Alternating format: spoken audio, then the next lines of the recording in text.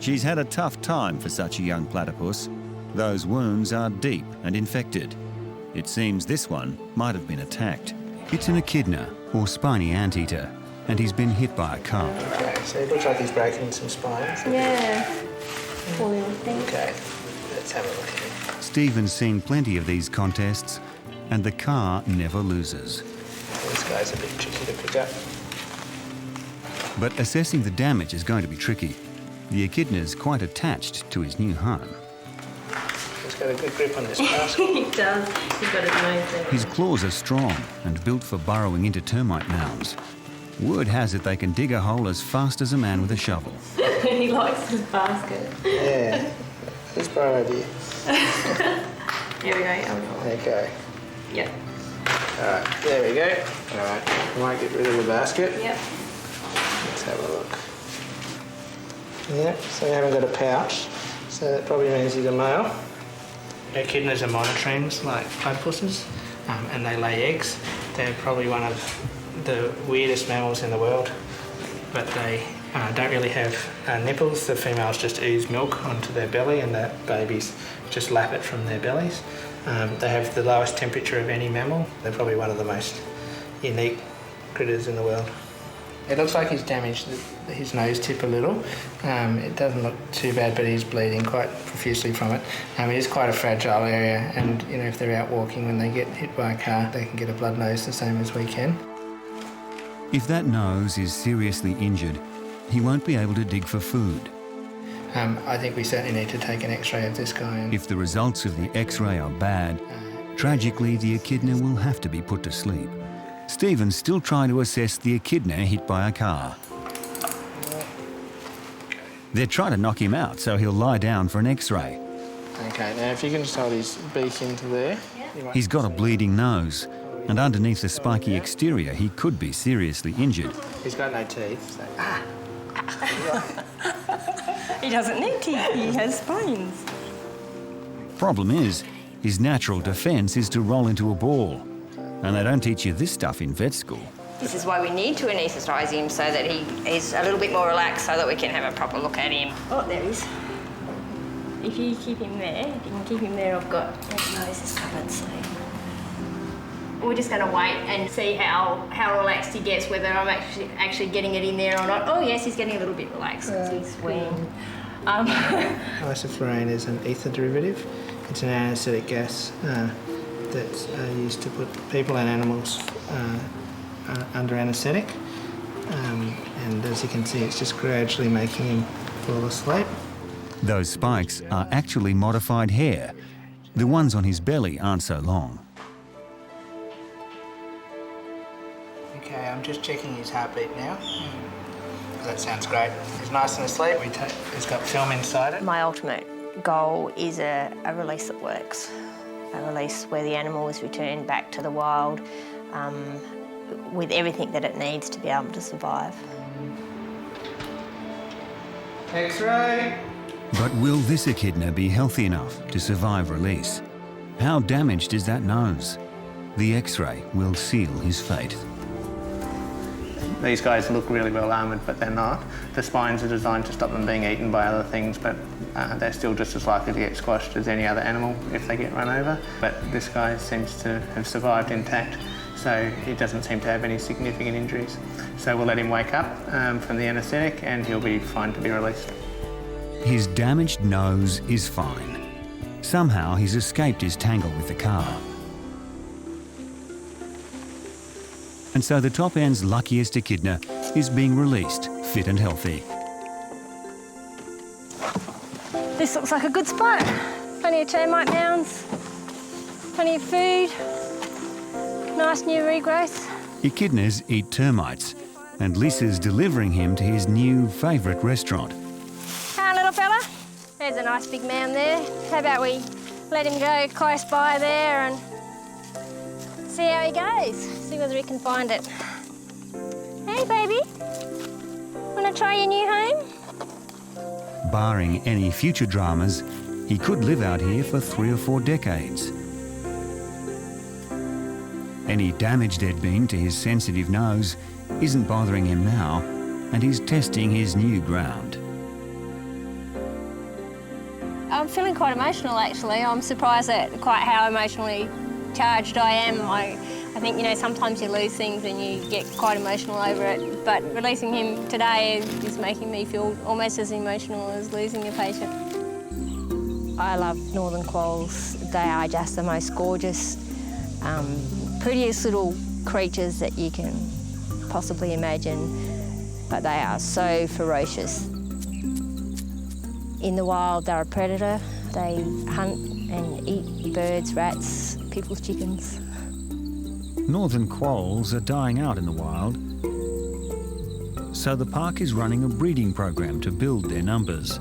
But sadly, overnight, a new litter has been orphaned. Hi, how you going? Not too bad. I've just come from the breeding pens this morning and unfortunately one of the mothers has passed away. I haven't opened up the box yet, so I'm not sure how many she's got in there, but I think it's going to be a fairly decent litter. Okay, let's get one of these little guys. Let's have a look. Okay, there's quite a few in there. Now, what the textbooks won't tell you is quolls can be tricky to handle. Hey.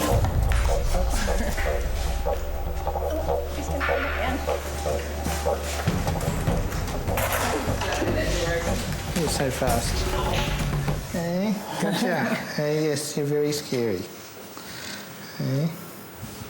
This is a little baby northern quoll. They're marsupials like a kangaroo or a koala or anything else. The females have got a little pouch and they're unique to this part of the world. There are 6 pups to a litter of quolls, and they'll grow to about the size of a small cat. Yep, little boy. But the males only live for a year, which means preserving the species is even harder. If you kill off a generation of quolls, you'll kill off a species. There's a really good chance that, you know, in the next 10 years, we won't have any quolls. So these guys are precious. They're needed to breed the next generation, but without their mum, they'll have to be hand-reared. And one, in particular, will need extra help. Hey, your brother's been mean to you, hasn't he? This one is having a little bit of an issue because his little brother is sucking on his ears. Quolls sort of do that, a bit like little kids sucking on their thumbs, but you can see that he needs a dummy, yeah. Yeah, we'll put some medication on that and that should heal all right, no worries. It's been a week since the quoll pups were orphaned. Stephen's checking in to see how they're coping without their mother. These are little male quolls that have been hand-reared. You can see the one with the slightly shorter ear at the back is the one who his brother here sucked on and sort of chewed the end off. And you can see that it's healed really well. It'll never completely grow back, but functionally that won't impact on his ability to breed or survive. It's just a little bit cosmetic, but otherwise they're doing fantastic. You can see how healthy they are. They look great. She's had a rough time. How are you this morning? This is Stampy. Now, Stampy's actually about 4 years old and she's a saltwater crocodile. But she was actually sold as a pet to a person in a Darwin suburb. Unfortunately, the person who had her there didn't keep her very well, and lucky for Stampy, she escaped. And she turned up crossing a children's crossing in a local primary school. When we got her, she was quite emaciated. She had complete muscle wastage. She was in dire straits. So, Chris being Chris, he's made it his personal mission to teach young Stampy to swim. Go on, Stamp. Let's go off in the pool. She gets tired and unfortunately can't stay on the surface, and it's not a controlled descent. Crocodiles do go quite deep underwater, but she goes under and panics and can't get back up. You can imagine for a crocodile this is a bit of a problem, and she'd last about 1 minute in the wild. But Chris aims to fix that. This is part of her physiotherapy. It's just her swimming, just taking her and guiding her through the pool. Unfortunately, she can't swim for prolonged periods on a time, and she tends to sink. So I just need to keep an eye on her, support her. She's sinking now. Crocodiles are perfectly designed for swimming. They get all their power from their tails. Their feet are just used for balance. But Stampy's tail is too weak, and she ends up using her claws to drag her way along. She gets very tired very quickly. You get tired already? She doggy paddles. It's quite unusual that she actually use her legs to paddle where she's got this big muscle down the back, which is her propeller, but she doesn't seem to use it that much. About now, you're entitled to ask, isn't this just a little risky?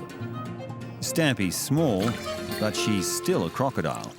And there's every opportunity to give Chris a nasty chomp if she chooses. Because of the constant human contact she's had while she was recovering and through the recovery process, she's actually quite quiet. Normal saltwater crocodiles are not this quiet.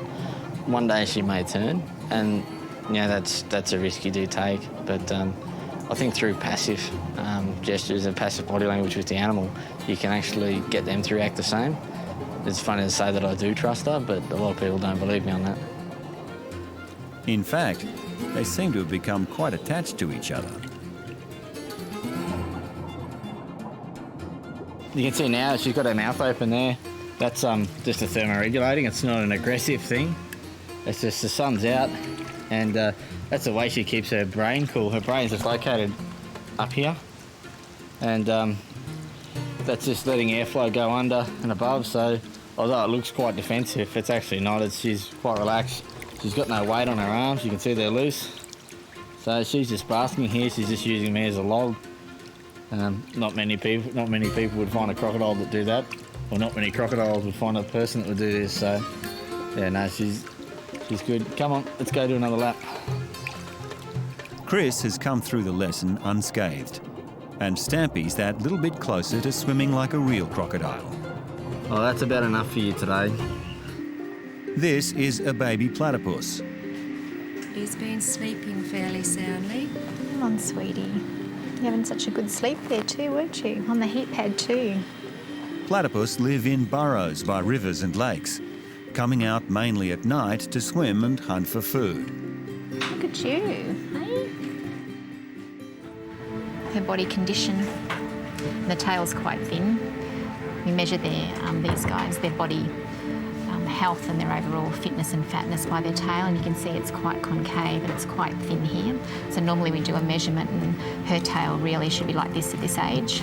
Oh, big yawn. Did I wake you up? I'm terribly sorry. Her eyes are still a little bit sunken as well. She's weak and dehydrated, and after so long exposed to the elements, might have developed pneumonia. She's got a little bit of a wheeze in her left lung. So I'll just have a chat to John. I've been very, very privileged to be one of the lucky ones that's actually got to look after them. They have these amazing little hands that when they're swimming, they spread out and enable them to go through the water quite quickly. When they're digging their burrows, they can actually fold this back, or when they're walking along even, and then they can use their claws for digging. They also have the most amazing bills, which is, I think, the best possible part of them. They're amazingly soft. Hers is a little bit rough because she's been doing it hard out there, but these bills are so soft. It's actually like baby skin, like a newborn's skin. It's really, really soft. That soft bill is the platypus's main hunting tool. They dive down to the riverbed and snuffle about with their eyes closed. The bill's so sensitive, it can detect the tiny electrical charges given off by the creatures they eat. They have these little cheek pouches. They store food in there and eat it later on. And when they're actually full and when they've been eating, they look like little chipmunks. Just like the cartoons, they swell up like these little big cherries on either side of their face, and it's really cute. Not so cute are the spurs on their hind legs. In females, they're harmless, but the males carry a venom that can inflict a painful wound. She's got quite a bit of an infection going on in there. It seems this one might have been attacked. I think she's been spurred by another platypus. She's got another hole in her stomach. Oh, shit. Yeah, so she's probably got in the waves of an adult and gone into his or her territory accidentally, more likely his because the girls don't tend to spur, so. She's had a tough time for such a young platypus. Those wounds are deep and infected, but Gail is determined to save her. Oh, look. Here they come. No wonder she's feeling poorly. Maggots. Okay, sweetie, this is going to feel a little bit funny. Sorry, sweetie. Good girl. Stings a bit, doesn't it? kill all those nasty maggots in there. With the wounds cleaned, they'll take a look at her chest. She's wheezing, and it could be pneumonia. To keep her still for the X-ray, she'll need to be asleep.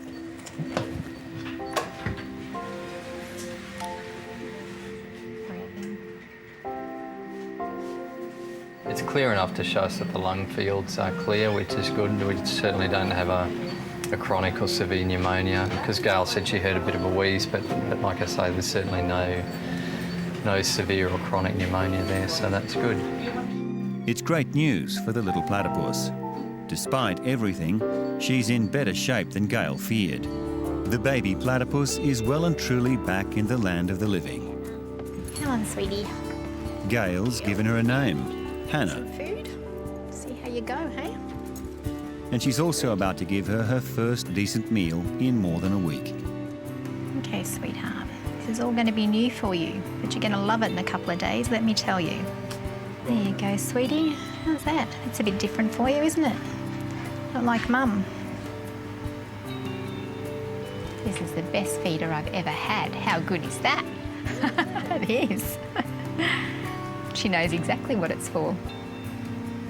They're really amazing. Within a couple of days, the minute that you put them on the towel, and they see the tube coming, they'll actually snatch the tube out of your hands and place it in their mouths themselves. They're really quick, yeah. Good girl. How much was that? 5 mils. Excellent. Does that feel better? All being well, Hannah will live 10 healthy, free years back in the wild.